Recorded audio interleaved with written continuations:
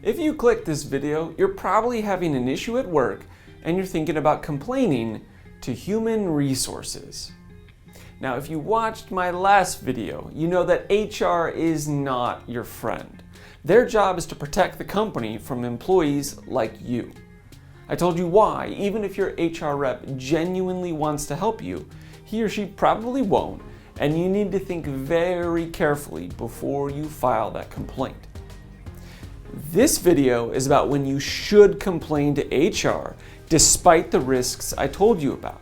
I will share with you the best way to complain to HR to maximize your chances of success, how you can minimize the chances of retaliation, and what kind of response you should expect.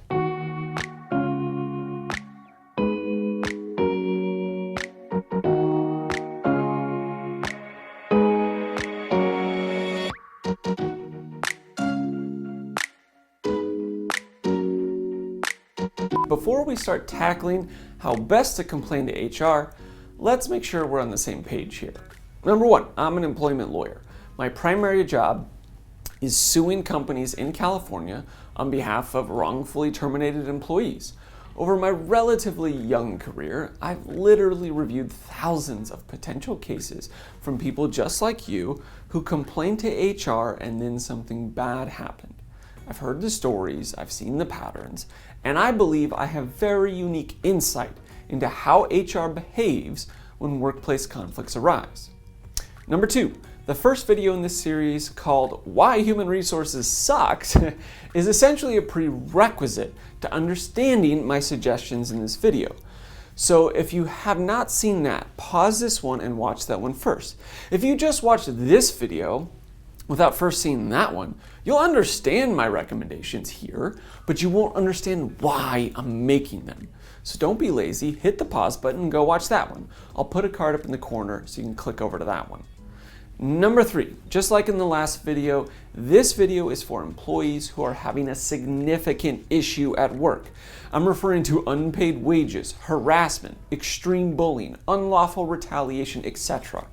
I am not referring to minor issues like incorrect paperwork, vacation requests, interpersonal conflicts. You can take these kind of minor issues to HR at almost any time with very little fear of reprisal or retaliation.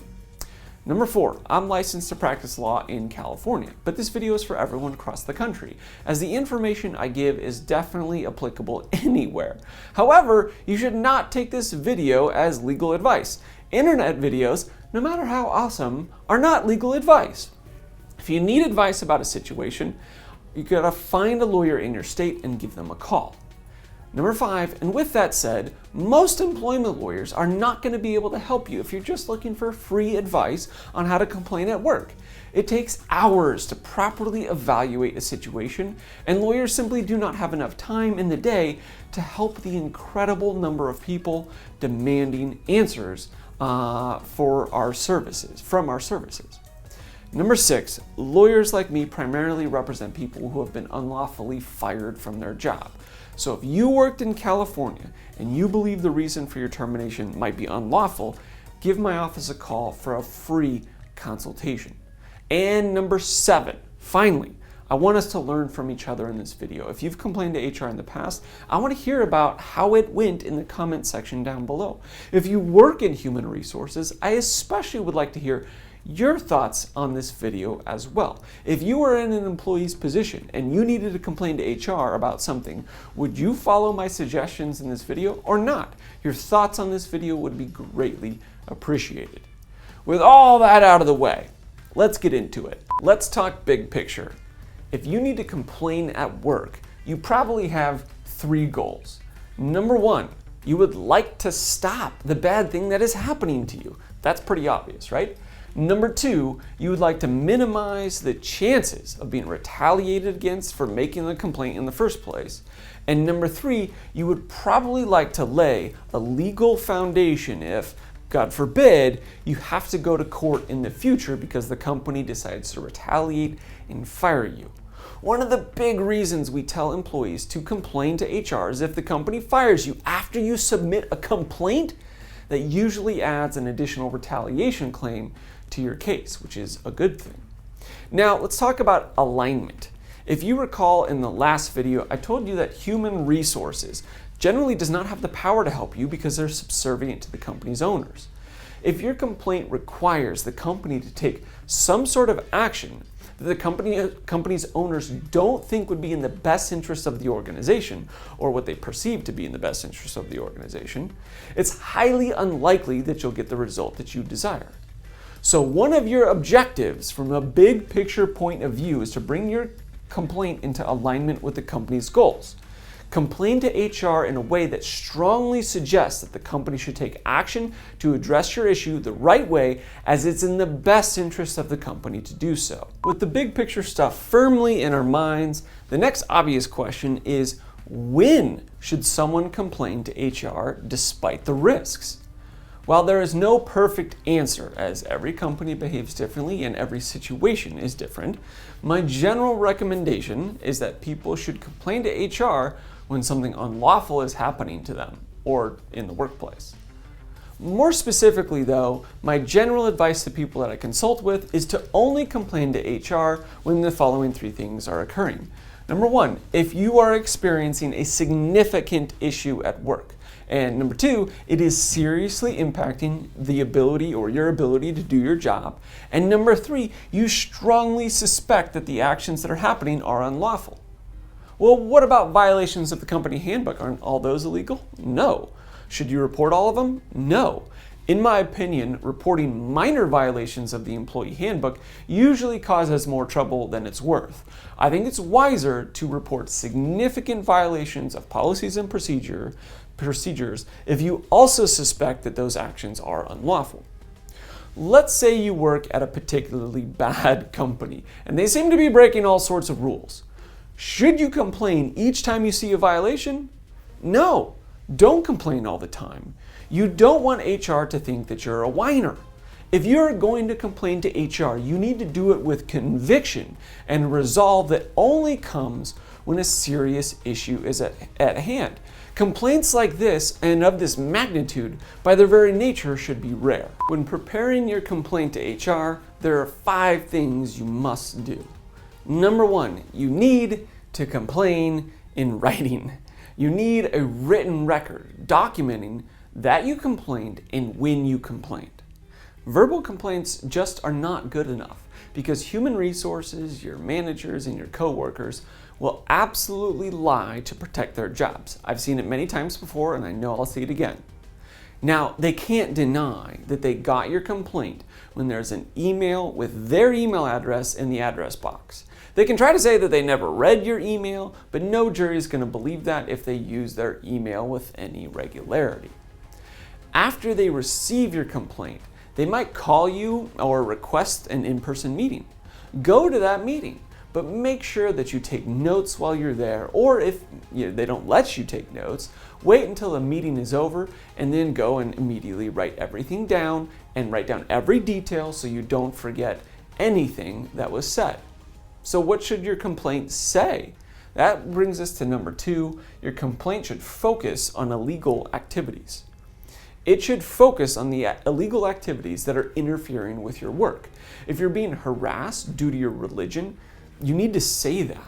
If you were written up after you pointed out OSHA violations to your boss, you need to say that you think you're being retaliated against because you pointed out safety violations. Now, while you need to focus your complaint on the illegal activities, you need to be careful how you do that. Remember the old saying? It's not only what you say, it's how you say it. This is key.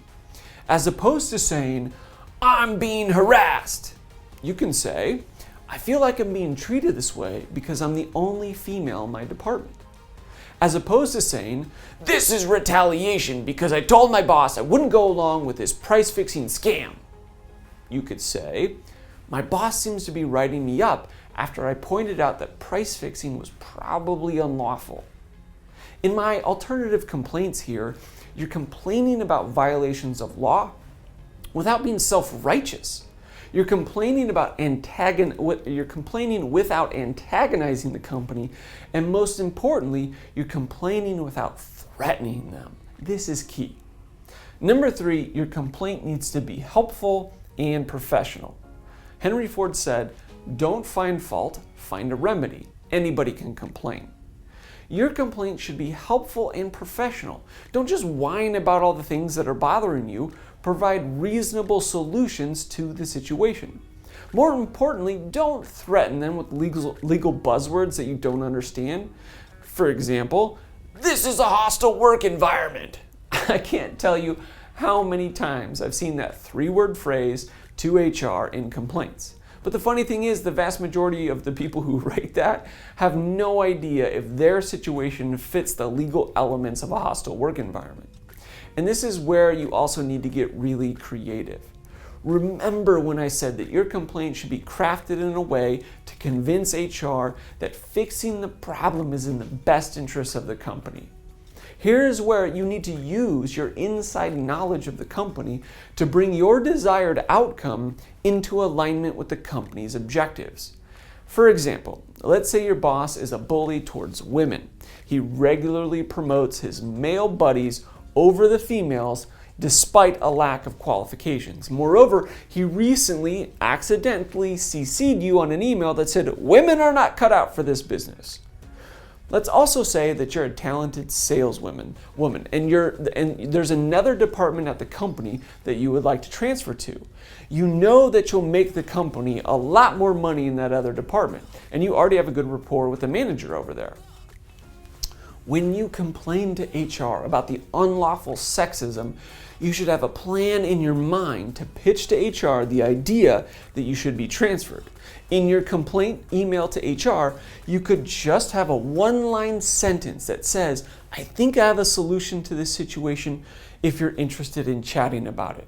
And when HR contacts you to talk about your sexism complaint, after you tell them what's going on, you can pitch the transfer idea. Number 4, your complaint should be specific and concise. Your complaint should not be long. It should be 2 to 3 paragraphs max. I'm tired of reading rambling dissertations to HR with spelling and grammatical errors. It's very helpful if you're specific and if you're concise. Number 5, you need to keep a copy of your complaint. Don't email the complaint to yourself. Print it out and take it home with you. If HR responds to your email, print out the response and take it home with you. If you get fired down the road, even if they lock you out of the computer system, you'll have a copy of the complaint.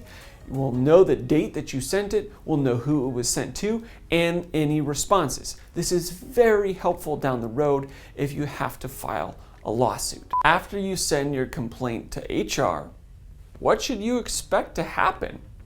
Before I answer, I would love to hear from you. If you complained to HR in the past, tell us what happened in the comment section down below. For the most part, my comments on these videos are very constructive, and I try to respond to as many as I can. All right, so what should you expect to hear back? There are 5 things that you should have in the back of your head. Number 1, they will probably call you in for a meeting or set up a telephonic meeting. They want to get more details, and that should be fine and expected. Participate in that and take notes. Do not secretly record the meeting unless your state's laws allow that. For example, California does not permit secret recordings, and I made an entire video about that, and I'll leave a link if you want to go watch it. Number 2, human resources will probably say that they need to do an investigation. This doesn't mean anything for you because 99% of the time the investigation is rigged from the start. An investigation usually means HR is going to find all the reasons why the company didn't break the law, conveniently ignore all the reasons that they did, and they're going to find things that you did wrong to blame you for the situation in the first place. Think about it. Would HR ever admit to a complaining employee that the company broke the law? No. Because that would be used against the company in a lawsuit, and then the HR rep would get fired. An investigation is when HR kind of goes into cleanup mode, CYA, right? And since you're watching this video, you should expect nothing to come from the investigation. You should expect them to say that the law wasn't broken. You should expect to be disappointed in the investigation results. Number 3, it is more likely, although not guaranteed, that they will write you up or put you on a performance improvement plan in the future. They don't usually do this immediately, as it is highly suspicious to write up an employee right after they complain about something unlawful. But do not be surprised if 3 to 6 months down the road, they suddenly think that your job performance is not satisfactory. Why would they do this? Again, think about it. If you are right that the company is breaking the law, that means you are a threat to the company. They need to start building a case, a defense, that you're a poor performer so that they can either use that as justification to get rid of you or use it against you if you ever sue the company and say that you were a bad employee.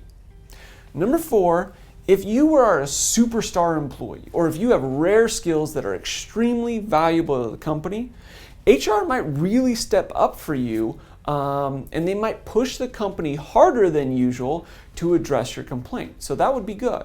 Number 5, and this is the most rare, they might do the right thing. HR might be able to convince company ownership to take your complaint seriously. This is wonderful when it happens and is a reason to celebrate. I hope you found this information to be helpful, but I have to be honest. If you've got a grievance that is so bad you feel that you must go on record with HR, then it's possible you're not going to want to work there long term. It might be better for you personally and professionally to move on and find a new employer where you're not constantly reminded of a bad situation. Now, I would recommend that you at least start the job search process if you're thinking that you're seriously considering filing a complaint with HR. Well, I hope you found this video to be useful or informative. If you did, please consider giving the video a thumbs up. If you know somebody who's in a tough spot at work, consider sending this video to them. They will thank you for it. If you're a regular watcher of my videos, please hit the subscribe button. And that's all I got, so have a great day.